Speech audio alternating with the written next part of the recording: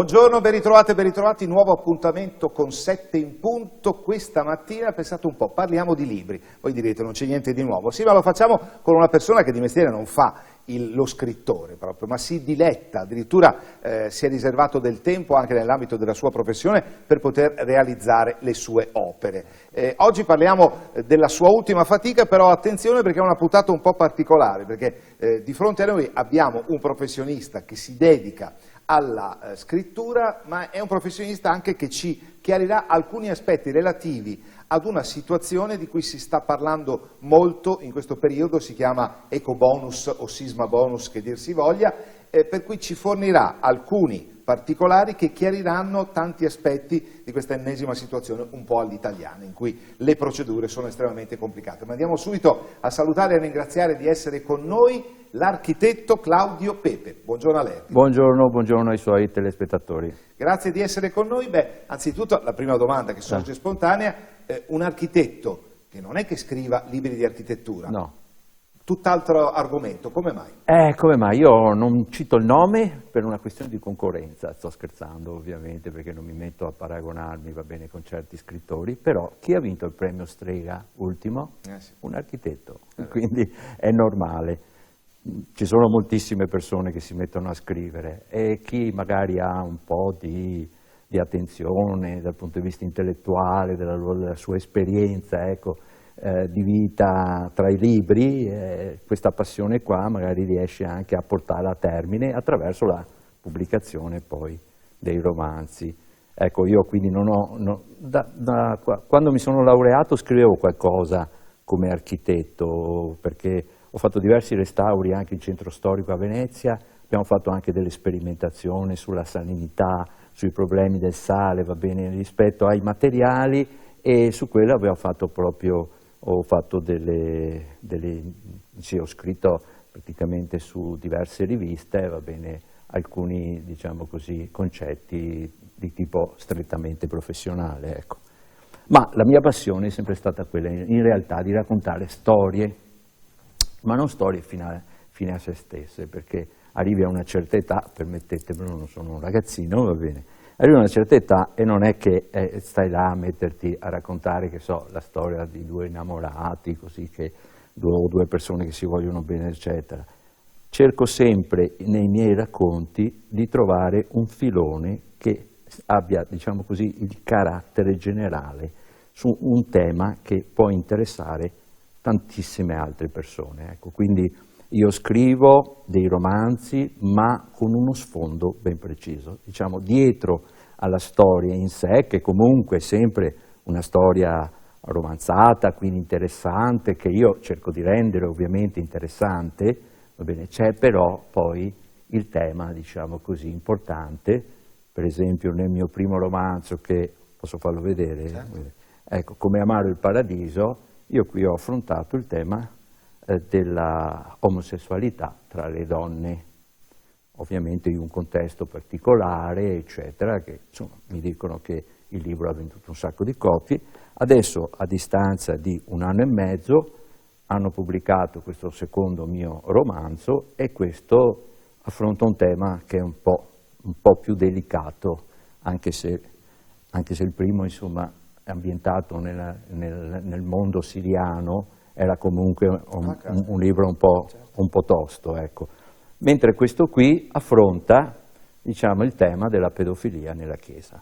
Ecco, quindi un tema molto forte, ovviamente non è che uno legge un trattato sulla pedofilia della Chiesa, che forse non ce ne frega niente a nessuno, va bene. Però comunque è un tema che esiste e io ho voluto, diciamo così, tirarlo fuori, ecco. Dico diciamo così nel senso che non sono l'unico, ne hanno scritti tantissimi libri su queste tematiche. È una tematica anche attuale, credo, perché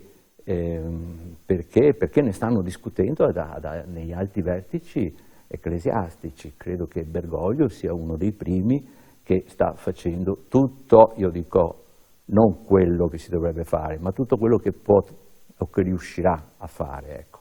Perché il problema è profondo, è un tema da cui è difficile scappare via, perché, vede Guidetti, quando si parla di natura umana è difficile poi intervenire e cambiarla.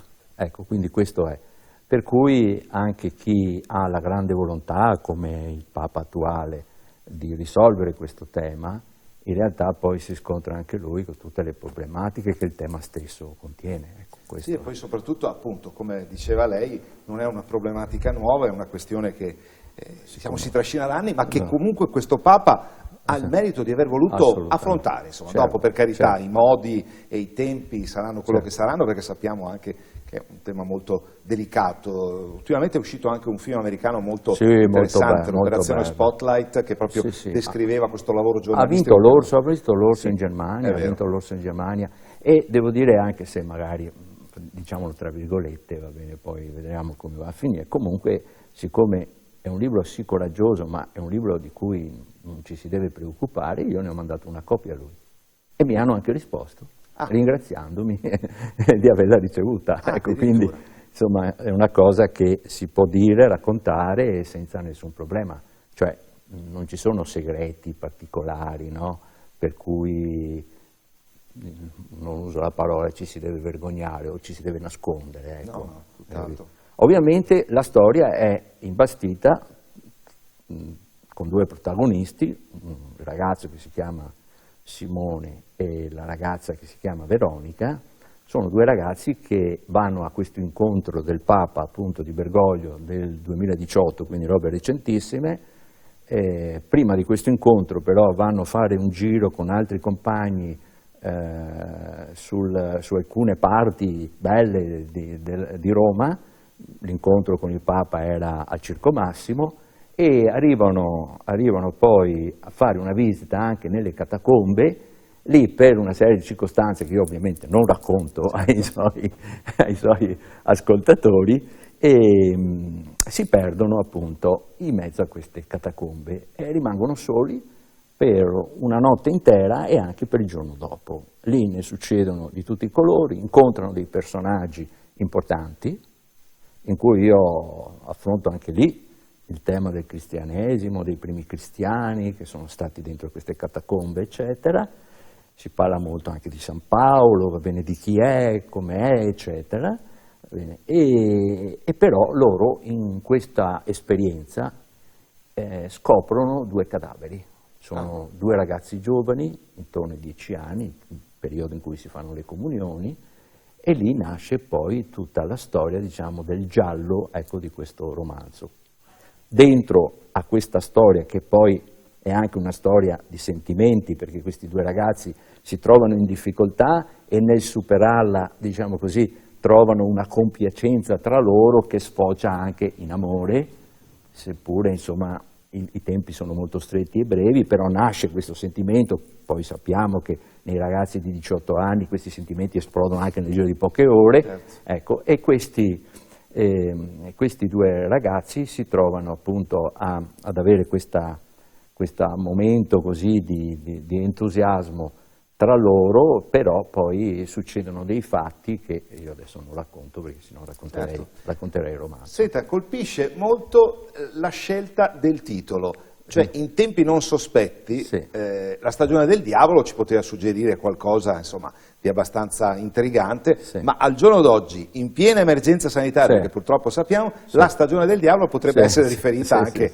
a quella che stiamo vivendo, insomma il diavolo potrebbe essere questo maledettissimo Covid-19. Certamente, diciamo insomma, vabbè, siamo in mezzo al diavolo, a dire la verità lo siamo sempre, lo siamo sempre in tantissimi aspetti. Nel caso del romanzo, ecco, siamo in mezzo al diavolo nel momento in cui ci sono persone che per natura, ecco, io per esempio non ho preso il pedofilo come solo un soggetto negativo in assoluto, ho pietà anche di lui.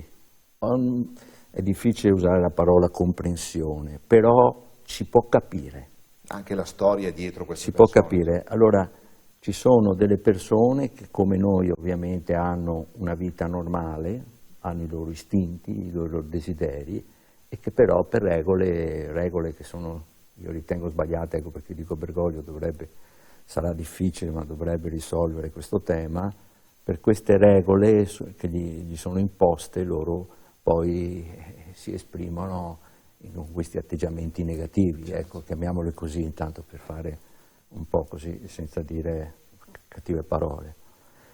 E sono gli aspetti delle difficoltà dell'uomo, l'uomo che oggi purtroppo è in mezzo a questa pandemia e deve soffrire le pene d'inferno proprio, con il diavolo che gli sta vicino, diavolino piccolissimo, microscopico, no? Vedete, però è un diavolo che fa danni in maniera spaventosa, ovviamente non solo di salute, di morte, drammi così, va bene per le persone che sono mancate, ma anche per l'economia che la sta completamente distruggendo. Diciamo che è un killer in senso assoluto purtroppo questo virus. Direi proprio di sì. Per cui abbiamo una ambientazione nella città eterna, Roma, e soprattutto ecco, ci sembra di capire che appunto non sia un discorso riferito solo alla pedofilia, ma riferita anche al fatto che comunque questi sacerdoti, queste figure ecclesiastiche sono sempre comunque degli uomini. Assolutamente, assolutamente. Infatti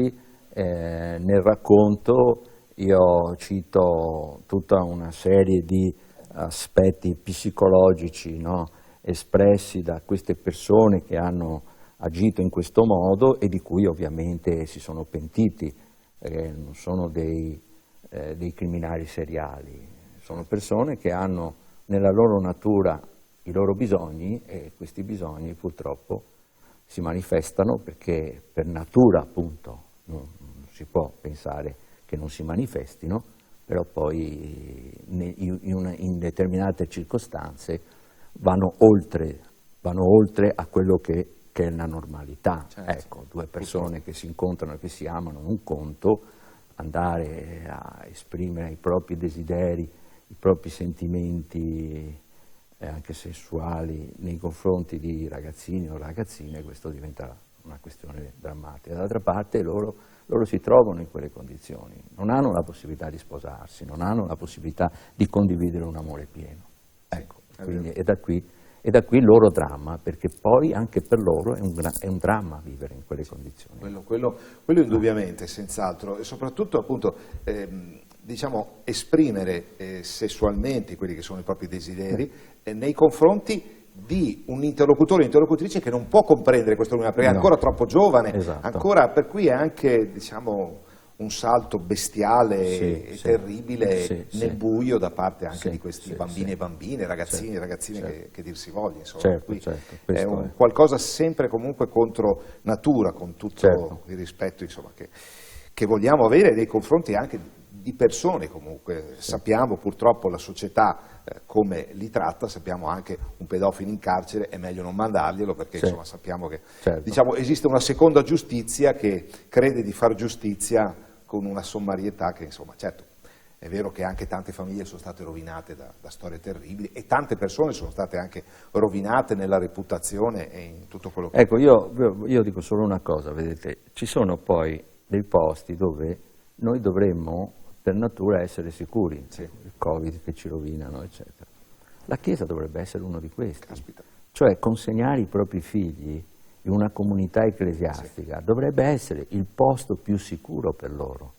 Quindi avere questo aspetto contrario diventa una cosa drammatica.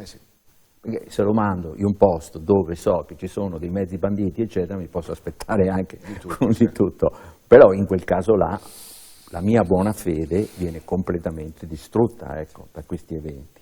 Sì, poi insomma andiamo a toccare comunque quello che è uno dei valori della nostra società, che comunque la Chiesa adesso, con tutto il rispetto per le professioni che ci sono o per il credo che può avere una persona, insomma, pensiamo che il rispetto vada sia in un senso che nell'altro, sia per chi ci crede sia per chi non ci crede.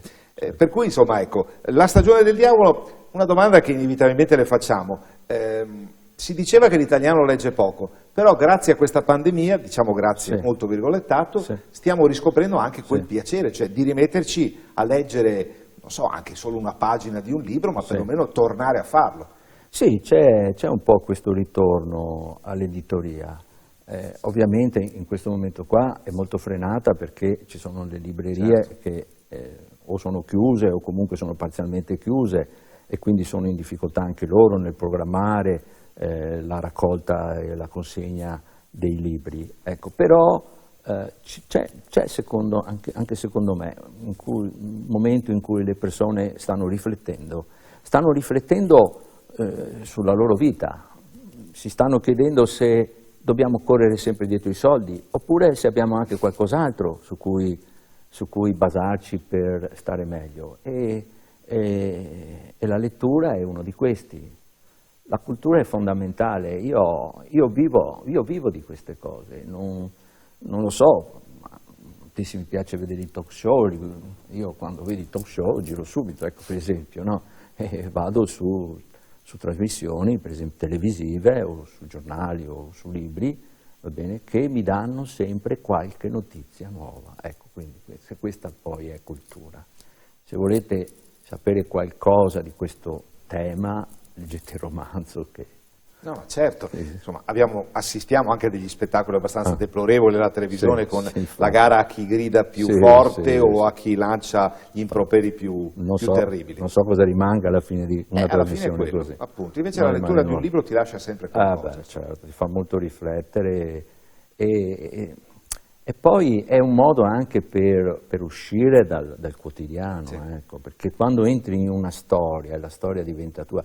Pensa che c'è stata una lettrice, io non vi dico quanti mi dicono mi è piaciuto, cose di questo genere, ma c'è stata una lettrice che mi ha detto: guarda, mi sembra, siccome mi conosceva, no? Mi conosce, cioè, mi diceva: guarda, mi sembrava di vedere te che stavi raccontando questa storia, e quindi si è immedesimata nella mia persona, ecco. Quindi, bello anche quello, insomma. No? Quindi in quel momento lì lei stava vivendo un'altra vita. Sì. Ed è bello vivere tante vite, non solo la nostra, che spesso e volentieri è anche molto noiosa o fastidiosa e implica anche tante delusioni. Comunque la lettura di un libro può contribuire ad arricchirla magari la vita, perché insomma bene o male ti apre sempre così, è così. Qualche maligno dice che anche tanti giornalisti dovrebbero leggere più libri. In effetti, cioè, noi veramente siamo un popolo che aveva la vocazione, perlomeno aveva, uso imperfetto, per leggere poco, insomma, fortuna Dio. Ecco, è un meccanismo automatico. In concomitanza con questo tipo di situazione ci siamo purtroppo barricati nelle nostre case, giocoforza, e in questo contesto, oltre a stare incollati magari al monitor di un computer, fortunatamente abbiamo anche riscoperto il piacere di devo dire una sotto le dita la carta. Devo dire una cosa, c'è stato comunque in questi ultimi anni un periodo in cui la gente forse si è un po' allontanata dalla lettura, non solo per questioni di, diciamo, interesse del lavoro, quindi impegni personali, ma anche per la produzione editoriale. Tutti sanno che ci sono stati libri in serie, c'era la serie, usciva fuori il libro volume 1, volume 2, volume 3, no? Le saghe, eccetera. Ma sapete come erano scritti quelli? Tanto dialoghi continui. Guardate, se io devo scrivere, dovessi scrivere solo dialoghi, scriverei 500 pagine come se niente fosse. Ci mettiamo a fare una chiacchierata, abbiamo riempito 500 pagine di un libro. Ma che cosa vuol dire se poi non hai delle riflessioni su quello che viene detto, non hai dei sentimenti? Quindi c'è anche un po' la responsabilità, non direi degli autori, gli autori quelli che un po' si impegnano, ma di alcune case editoriali sicuro. Faccio un esempio, la Fiera del Libro ultima a Torino, che cosa presentava? Presentava il personaggio di Grido, conosciuto in TV, che fa il talk show, e quindi portavano il libro al lettore, ma sicuramente non era un libro su cui uno possa riflettere o trovare qualcosa. Ecco. Sono, diciamo, tra virgolette, delle speculazioni in cui l'importante è vendere il numero di copie, e poi se il lettore rimane deluso, vabbè, poi rivede il personaggio un'altra volta in televisione e ritorna a ripiacergli, ecco. Sì, quindi c'è un po', adesso libri importanti non se ne vedono molti in giro. No. Forse un po' di politica, ecco, adesso stanno uscendo. Che è un argomento che offre parecchi spunti, tanto più insomma in questo periodo. La cosa che volevamo chiedere, visto l'argomento così delicato, lei ha subito delle imposizioni, delle restrizioni da parte della casa editrice o quello che lei ha messo nero su bianco è rimasto? No, guardi, ho trovato una libertà assoluta. Ecco, una delle cose importanti e bellissime, diciamo, per la nostra democrazia, per la nostra libertà, sono proprio i libri. Cioè, uno con un libro può dire tutto quello che vuole. Certo. E questo è importantissimo. Sì. Poi, insomma, anche detto in un certo modo, fa ancora più riflettere, insomma, è uno strumento per... Non ci sono dei limiti, per aiutarti. Non ci sono dei limiti, nella scrittura così non ci sono dei limiti. Ci saranno in televisione, ci saranno sui giornali probabilmente, perché lì ci sono dei filoni da seguire magari, no? Però sull'editoria no, sull'editoria... Viva la libertà espressiva, sì, insomma. Assolutamente. Noi, come dicevamo in apertura di puntata, approfittiamo del nostro ospite in questo ultimo momento della nostra piacevolissima chiacchierata di questa mattina, perché Claudio Pepe, oltre che scrittore, fa l'architetto, anzi è un architetto che fa anche lo scrittore. Esatto, ecco, invertiamo la prospettiva. Sì. E a questo proposito lo interpelliamo relativamente ad un discorso che interessa decine se non centinaia di famiglie, single, nuclei, di qualunque proporzione e dimensione siano, che riguarda il cosiddetto ecobonus o sisma bonus. Più che altro c'è un po' la perplessità di questa grande offerta con cui è stato lanciato il 110% di agevolazioni, ma nella realtà la complessità di procedure che all'italiana diventano estremamente farraginose e che, diciamo, mettono in difficoltà la realizzazione di un percorso. Certo, guardi, vedete, io mi sono, in proposito, sapendo di dover venire qua, mi sono fatto un appunto e vorrei raccontarlo ai suoi ascoltatori. Bene, l'Ecos Bonus viene da che cosa? Viene da un finanziamento importantissimo, adesso poi hanno fatto anche il Ministero, non c'è più il Ministero dell'Ambiente, ma c'è il Ministero della Coinventazione, quindi adesso ci stiamo tutti orientando, va bene, verso questo settore. Bene, allora, da dove vengono questi soldi? Vengono ovviamente dall'Europa, sono soldi poi che dovrebbero trainare, va bene, l'economia e farci uscire da questa stagnazione, va bene, che abbiamo avuto col Covid. Bene, il finanziamento, quasi tutti lo sanno, credo, no? Europeo è di 205 miliardi.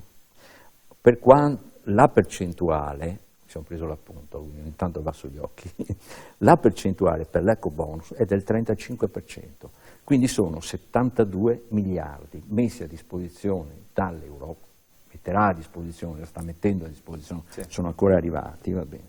Ecco, tenendo conto, ho fatto questo ragionamento, che i comuni italiani sono circa 8.000, vuol dire che per ogni comune italiano, senza stare lì a distinguere tra Milano e il piccolo comune della montagna, va bene, vanno quindi 90 milioni a comune.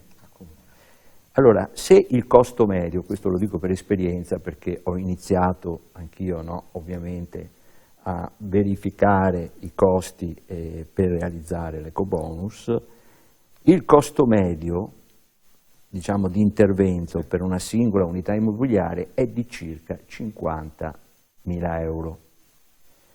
Quindi si possono soddisfare per 50.000 euro su 90 milioni di euro qualcosa come 1.800 abitazioni per comune. Se noi teniamo conto che ogni abitazione ha di media 3 abitanti, cioè 3 residenti, siamo intorno ai 5.400 abitanti.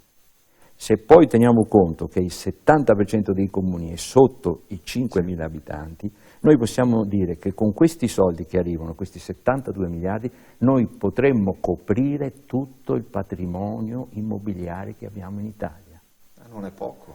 Cioè siamo in condizioni praticamente di rimettere in ordine a un patrimonio che tra l'altro è molto, molto fatiscente, perché lo conosciamo tutti, trascurato da anni, ecco.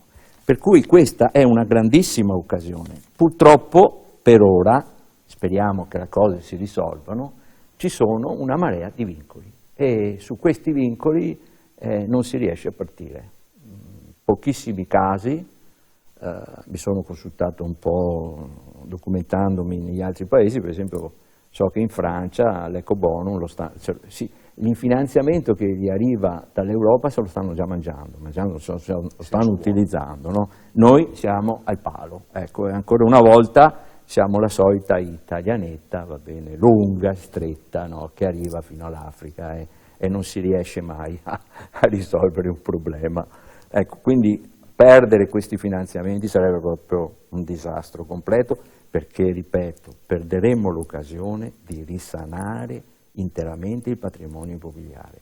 Che cosa vuol dire questo? Questi sono quei famosi soldini che vengono spesi come soldini utili, si dice, sì. no? Il debito utile e non il debito inutile. Debito utile perché una volta che una casa è coinventata si consuma meno corrente, si consuma meno gas, meno impattante, è meno impattante per l'ambiente, e si sta meglio, si vive meglio, quindi ci si ammala meno, eccetera. Quindi sono tutti soldi che poi nel tempo vengono recuperati. Sì, altro che, in termini poi di salute, proprio nel senso... Se lei mi chiede quali sono i vincoli, gliene dico subito uno, quali sono? È assolutamente indispensabile che ci sia la legittimità edilizia, cioè, come dire, ti sei spostato un'altra mezza, non hai diritto all'ecobonus. Ti sei portato, le dico una cosa, ti sei portato un divano e un televisore in magazzino, hai fatto la mansarda, non puoi avere l'ecobonus. Si dice in giro, speriamo non sia vero, non devi avere neanche un euro di debito nei confronti dello Stato. Come dire, se non ho pagato una multa, non posso avere l'ecobonus. Ecco, sono questi atteggiamenti, diciamo così, non saprei neanche come definirli, va bene. Comunque li definisco volgari, va bene, di una burocrazia che delle persone se ne frega poco.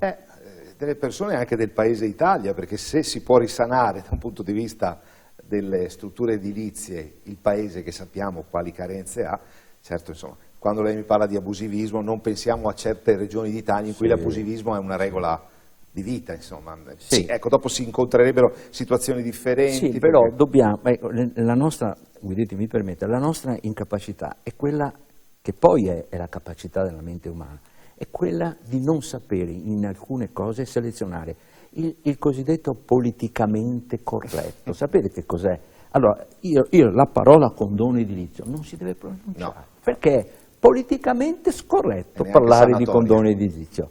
Perché? Perché uno vede il condono edilizio con l'ecomostro, con il grande palazzone fatto in spiaggia, sì. Non vede il condono edilizio, come dicevo prima, quello che porta giù il divano, perché si va a vedere la televisione magari, oppure ha fatto un caminetto in magazzino, sì. Ha trasformato il magazzino in una taverna, hai capito? Magari ci passa 2 ore, sì e no, alla settimana e anche meno, hai capito? Ecco, quindi bisogna distinguere. La mente umana, la capacità di intelligenza umana è questa, sì, saper distinguere. Sì, e quindi non fermarsi alle parole. Io ho detto, guardate, adesso per mettere a posto situazioni ridicole anche, perché abbiamo una normativa talmente complessa che uno neanche un professionista che lavora da tanti anni riesce mai a capire, no? Ha sempre bisogno di confrontarsi, eccetera, no? Se vi raccontassi degli episodi ridicoli, va bene, su cui la normativa ci ha sguazzato dentro, ecco, davanti a una situazione di questo tipo qua, non si riesce a venirne fuori. Ecco, questo è il punto essenziale, per cui io avevo anche pensato che se lo Stato vuole sono, ripeto, 72 miliardi, appunto, se li vuole usare si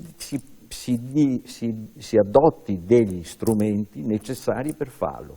Quindi se la tramesetta, eccetera, è legata alla necessità di fare l'ecobuono, fategliela condonare, non sarà la fine del mondo se questo qui si è fatto un muretto all'interno della propria abitazione. Sì, ecco, infatti, questo è. Non fermiamoci a questi aspetti che più che secondari, insomma, sono aspetti. Quindi ci vuole qualcuno che ci pensi. Sì, insomma, l'appello anche al nostro Premier, in cui riponiamo talmente tanta fiducia che, insomma, non vorrei essere nei suoi panni, nel senso che, caspita, di quale peso è gravata la sua missione alla guida del governo. Noi purtroppo ci dobbiamo fermare, diciamo purtroppo perché avete sentito ci sono tanti spunti di riflessione con Claudio Pepe che contiamo di rivedere, perché non ve l'abbiamo detto, ma c'è in progetto una nuova opera letteraria, chissà che in quell'occasione non ci sia appunto l'opportunità per riparlarne ancora. Grazie dunque a Claudio Pepe, architetto con la passione dello scrivere. Ricordiamo La stagione del diavolo, editore Masciulli Edizioni. Se posso dire una parola, se volete comprarlo online, che è una cosa più semplice, andate su Instagram, la mia pagina è Claudio Scrittore, li trovate tutti e due i romanzi. Benissimo, Claudio Scrittore. Ovviamente posso, certo. Vi auguro una buonissima giornata, perché sono le 7, certo, 7:30. Grazie al nostro ospite anche per questo augurio, a cui ci associamo, rivolgendolo a tutti quelli che ci hanno seguito, che ringraziamo, e vi auguriamo un buon proseguimento di giornata con la nostra programmazione e i nostri appuntamenti con l'informazione. Arrivederci.